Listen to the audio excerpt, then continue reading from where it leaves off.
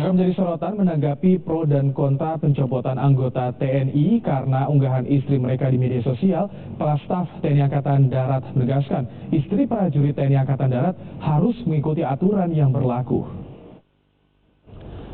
Kasat Jenderal Andika Perkasa menegaskan istri TNI Angkatan Darat terikat aturan dalam anggaran dasar Persatuan Istri Prajurit TNI Angkatan Darat yang berlaku di organisasi dan kehidupan pribadi. Istri prajurit mutlak tidak dapat dipisahkan dari aktivitas TNI Angkatan Darat karena memiliki jabatan dalam organisasi Persatuan Istri Prajurit TNI Angkatan Darat. Hingga kini, TNI Angkatan Darat telah memberi sanksi 7 anggotanya terkait unggahan di media sosial. Para istri setelah menikah akan menjadi namanya istri prajurit TNI Angkatan Darat.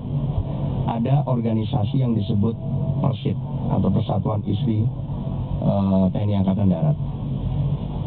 Dalam anggaran dasar Persatuan Istri Prajurit Angkatan Darat ini sudah dinyatakan bahwa istri prajurit TNI Angkatan Darat mutlak tidak dapat dipisahkan dari Angkatan Darat, baik dalam pelaksanaan tugas organisasi maupun dalam kehidupan pribadi.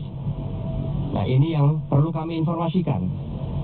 Bagi para istri anggota itu tidak lagi asing.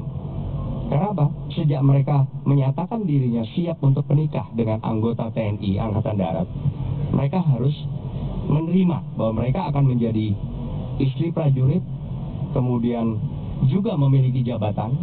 Jadi misalnya seperti Komandan Kodim di Kendari, itu istri Komandan Kodim, jabatannya adalah Ketua Cabang Persatuan Istri Prajurit Angkatan Darat, yang memiliki anak buah juga. Jadi sejak mereka menikah, sejak mereka menjadi bagian dari kehidupan suaminya di TNI Angkatan Darat, mereka sudah diikat bahwa mereka tuh harus jaga diri, baik dalam dinas maupun pribadi.